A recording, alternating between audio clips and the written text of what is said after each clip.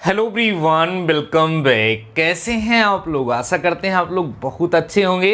Dear students, आज के इस वीडियो में हम यूपी पॉलिटेक्निक थर्ड सेमेस्टर की अप्लाइड मैथ थर्ड के सिलेबस के बारे में डिस्कस करने वाले हैं। डियर स्टूडेंट्स, आज के इस वीडियो में हम आपको बताने वाले हैं कि आपके सिलेबस में कौन कौन से चैप्टर हैं, कितनी यूनिट है और किस यूनिट को पढ़ाने में कितना समय लगने वाला है, साथ ही साथ कौन सी यूनिट से कितने मार्क्स का क्वेश्चन आपके एग्जाम में आने वाला है। तो डियर स्टूडेंट्स, वीडियो बहुत ही ज़्यादा इंपॉर्टेंट है।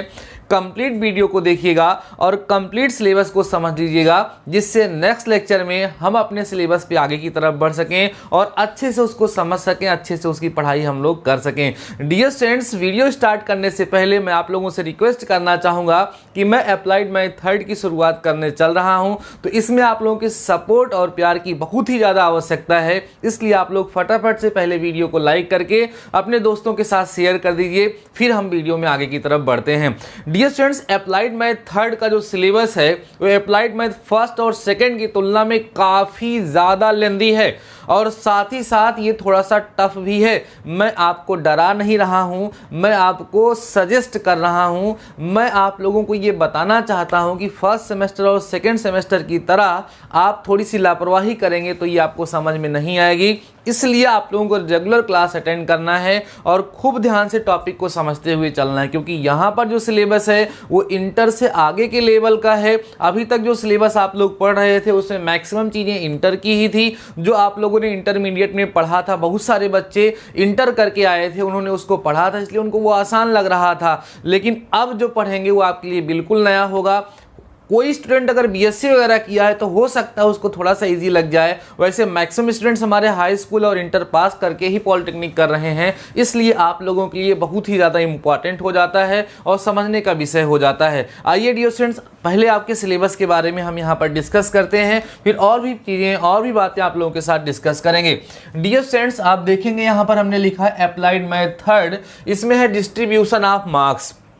डियर स्टूडेंट्स, अगर हम टोटल नंबर ऑफ चैप्टर्स की बात करें आपके बुक में, तो आपके सिलेबस में टोटल नंबर ऑफ चैप्टर्स 19 है। ध्यान दीजिएगा डियर स्टूडेंट्स, टोटल चैप्टर्स की अगर बात करें हम, ठीक है, अगर हम टोटल चैप्टर्स की बात करते हैं तो टोटल आपके सिलेबस में 19 चैप्टर्स हैं। इन 19 चैप्टर्स को 5 यूनिट में डिवाइड किया गया है। मींस अलग अलग कैटेगरी के जो मैथ है उसको अलग अलग यूनिट में डिवाइड कर दिया गया है और किस यूनिट को कितने लेक्चर्स में कंप्लीट करना है ऐसा भी यूपीबीटी की तरफ से निर्धारित किया गया है। उसमें थोड़ा सा आगे पीछे हो सकता है और किस यूनिट से कितने मार्क्स के क्वेश्चन आपके एग्जाम में आएंगे ये भी निर्धारित है। आइए देखते हैं डियर स्टूडेंट्स कैसे। आपका डियर स्टूडेंट जो फर्स्ट यूनिट है उसका नाम है मैट्रिसेस, जिसको आप लोग आब्यू कहा करते थे, इसको आप लोगों ने पढ़ा भी है।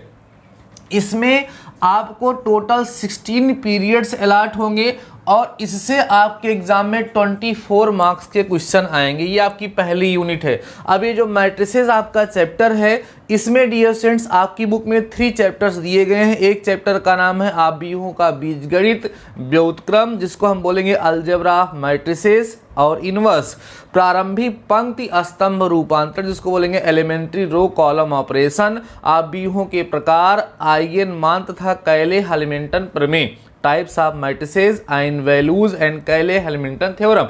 ये 3 चैप्टर्स आपके यहाँ पर है मैट्रिक्स के अंदर। वो डिटेल मैं आप लोगों को पीडीएफ बना करके सेंड कर दूंगा। अगर अभी तक आप लोगों ने टेलीग्राम चैनल को नहीं ज्वाइन किया है तो आप टेलीग्राम पे सर्च करिएगा डीडी मैथमेटिकल सॉल्यूशन, वहां पर आपको अपना टेलीग्राम चैनल मिल जाएगा, उसको ज्वाइन करिएगा, वहां पर आपको पीडीएफ मिल जाएगी। ठीक है, तो ये हो गई पहली यूनिट जो आएगी कितने जो जिसमें 16 लेक्चर्स लगेंगे। लेकिन आपको पता है अगर मैं पढ़ाऊंगा तो 16 बता रहा है तो कम से कम 20 लेक्चर तो मैं ले ही लूंगा, क्योंकि डियर स्टूडेंट्स मैं थोड़ा सा डिटेल से एक्सप्लेन करने का प्रयास करता हूं। तो जितना टाइम यहाँ पर दे रहा है उससे ज़्यादा ही टाइम लगेगा मुझे आपको पढ़ाने में। वैसे मैं आपको रेगुलर क्लास प्रोवाइड कराता रहूँगा, जल्द से जल्द आपका सिलेबस खत्म होगा, उसकी आप टेंशन मत लीजिए। जो सेकेंड यूनिट है डियर स्टूडेंट्स उसका नाम है डिफरेंशियल कैलकुलस। डिफरेंशियल कैलकुलस में टोटल 15 लेक्चर्स अलॉट हैं, मतलब 15 पीरियड्स में चैप्टर खत्म होना चाहिए और इससे आपके एग्जाम में 20 मार्क्स के क्वेश्चन आएंगे। उसके बाद थर्ड यूनिट हमारी है डिफरेंशियल इक्वेशन, जिसमें 15 पीरियड्स अलॉट हैं और इसके लिए भी आपको 20 मार्क्स दिए गए, मीन्स इस चैप्टर से भी आपके एग्जाम में 20 मार्क्स के क्वेश्चन पूछे जाएंगे। अगला है डियर स्टूडेंट्स इंटीग्रल कैलकुलस, जो कोई 12 लेक्चर में कंप्लीट करना है। इस यूनिट से आपके एग्जाम में 18 मार्क्स के क्वेश्चन पूछे जाएंगे। जो 5th यूनिट है उसका नाम है प्रोबेबिलिटी एंड स्टैटिस्टिक्स, इसके लिए भी 12 लेक्चर्स आपको अलॉटेड हैं और 18 मार्क्स के क्वेश्चन इस यूनिट से, इस चैप्टर से आप लोगों से पूछे जाएंगे। अगर हम देखें तो टोटल लेक्चर कितने लगने वाले हैं, 70 लेक्चर, मतलब आपका ये टोटल जो सिलेबस है वो 70 लेक्चर्स में कंप्लीट हो जाना चाहिए, 70 लेक्चर्स में कंप्लीट हो जाना चाहिए। लेकिन ध्यान रखिएगा, मैं आपको पढ़ाऊंगा तो ये मान के चलिएगा कि लगभग 90 लेक्चर्स लगेंगे। 90 लेक्चर्स का मतलब है कि 3 मंथ, 3 महीने का सिलेबस लगभग ये होगा। और वही रूल भी होता है 3 महीने तक लगभग इसको लगातार जब आप लोग पढ़ेंगे तो आपका सिलेबस पूरी तरीके से कंप्लीट होने की कगार पर पहुंच जाएगा और टोटल आपके 100 मार्क्स के क्वेश्चन आएंगे। जैसे डियर स्टूडेंट्स आपको पता है कि इस समय जो आप लोगों ने एग्जाम दिया इवेंट सेमेस्टर का, वो सारा एग्जाम ऑनलाइन हुआ, MCQ क्वेश्चंस आए। लेकिन आगे का जो परीक्षा होगी, ये तो कोविड के कारण ऐसी प्रॉब्लम हुई और उसका लोगों ने बहुत सारा लाभ भी उठाया, लेकिन आपको पता है कि आगे की जो परीक्षाएं होंगी वो प्रीवियस पैटर्न के अकॉर्डिंग ही होगी। MCQ नहीं आएंगे, ऑनलाइन एग्जाम नहीं होगा, ऑफलाइन ही एग्जाम होगा, कॉलेज में बैठ करके ही एग्जाम होगा। इसलिए उस बात को ध्यान में रखते हुए आप लोगों को अपनी प्रिपरेशन को बेटर करने की आवश्यकता है।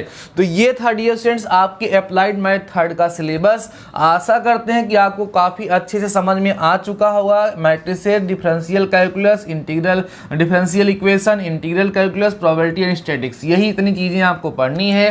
टोटल जो चैप्टर्स हैं डियर स्टूडेंट्स वो 19 चैप्टर्स हैं, ठीक है। उन सारे चैप्टर की लिस्ट मैं आप लोगों को सेंड कर दूंगा टेलीग्राम पर, और चैप्टर फर्स्ट की PDF बना करके भी मैं आप लोगों को प्रोवाइड करा दूंगा डियर स्टूडेंट्स। वहां से आप लोग अच्छे से अपनी पढ़ाई करना स्टार्ट कर सकते हैं। एक बात और है, कई सारे बच्चे कमेंट सेक्शन में कमेंट करें सर किस राइटर की बुक से आप मैथ पढ़ाएंगे।